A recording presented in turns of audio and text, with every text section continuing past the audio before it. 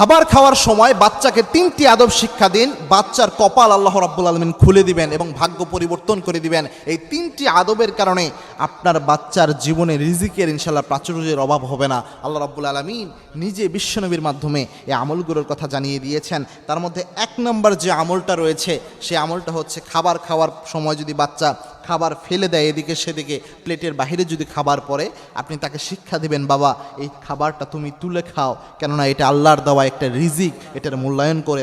মনে রাখবেন ওসমান রাদিয়াল্লাহু তাআলা আনহু এত সম্পদশালী কিভাবে হয়েছেন এটা যদি আপনি জানেন অবাক হবেন। একদা ওসমান রাদিয়াল্লাহু তাআলা আনহু বিশ্বনবীর দরবারে এসে হাজির হলেন, ইয়া রাসূলুল্লাহ আমার অনেক সম্পদ হয়ে যাচ্ছে।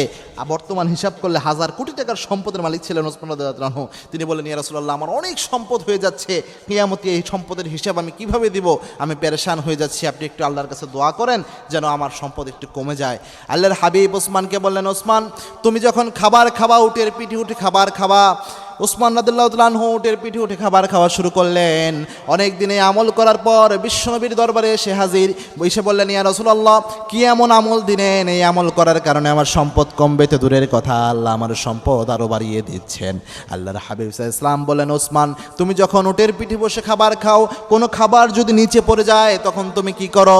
ওসমান রাদিয়াল্লাহু তাআলা আনহু বলেন, ইয়া রাসূলুল্লাহ কোনো খাবার যদি আমার নিচে পড়ে যায়, আমি উটের পিঠ থেকে নেমে ওই খাবারটা পরিষ্কার করে আবার ওই খাবারটাকে আমি খাই, কেননা এই খাবার হচ্ছে আল্লাহর নিয়ামত, এটা আমি নষ্ট করতে চাই না। বিশ্বনবী বললেন, ওসমান তোমার টাকা, তোমার পয়সা, তোমার সম্পদ আল্লাহ কখনো কমাবে না, পারলে বেড়ে যাবে, কেননা তুমি আল্লাহর রিজিকের মূল্যায়ন করো। সুতরাং খাবার খাওয়ার সময় যদি বাচ্চাদের এমন হয় খাবারের প্লেটের আশেপাশে খাবার পড়ে যায়, তাহলে চেষ্টা করবেন ওই খাবারকে তুলে খায় যেন, এই শিক্ষাটা তাদের, এই আদবটা শিক্ষা দেওয়ার জন্য। তাহলে আল্লাহ রাব্বুল আলামিন এই হাদিসের আলোকে জানা যায় যে তাদের আল্লাহ রাব্বুল আলামিন রিজিকের কখনো অভাব দিবে না।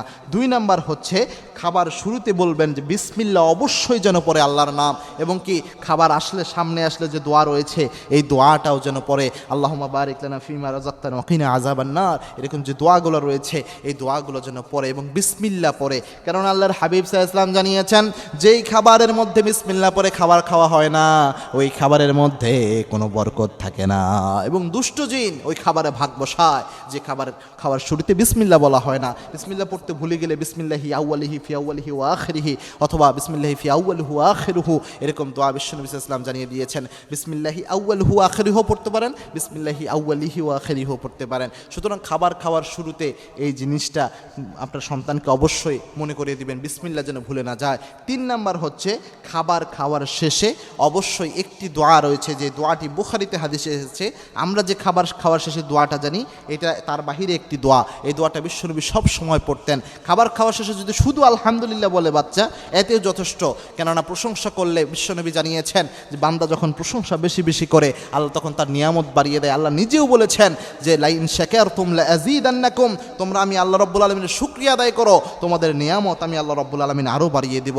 এবং এই দোয়াটা, যে দোয়াটা বিশ্বনবী ইসলাম নিজে শিক্ষা দিয়েছেন, আলহামদুলিল্লাহি হামদান কাসীরান তাইয়িবান মুবারাকান ফি গায়রা মাকফিয়ান ওয়ালা মুআদ্দাইন ওয়ালা মুস্তাগনা আনহু রব্বানা। বিশ্বনবী সাল্লাল্লাহু আলাইহি ওয়াসাল্লাম খাবার খাওয়ার শেষে এই দোয়াটা পড়তেন, আলহামদুলিল্লাহি হামদান কাসীরান তাইয়িবান মুবারাকান ফি গায়রা মাকফিয়ান ওয়ালা মুআদ্দাইন ওয়ালা মুস্তাগনা আনহু রব্বানা। এই দোয়াটা বিশ্বনবী পড়ে খাবার শেষ করতেন। সুতরাং এই দোয়াটা আপনার বাচ্চাকে শিক্ষাদান করবেন, এই দোয়াটা পড়লে অবশ্যই আল্লাহ রাব্বুল আলামিন তার রিজিক বাড়িয়ে দিবেন, এবং কি এই প্রশংসার কারণে আল্লাহ রাব্বুল আলামিন তার রিজিক বাড়িয়ে দিবেন। মনে রাখবেন রিজিক আল্লাহ রাব্বুল আলামিনের দেওয়া এক নিয়ামত। আল্লাহ রাব্বুল আলামিন যাকে চান অফুরন্ত রিজিক, বেহিসাব রিজিক আল্লাহ রাব্বুল আলামিন তাকে দান করতে পারেন।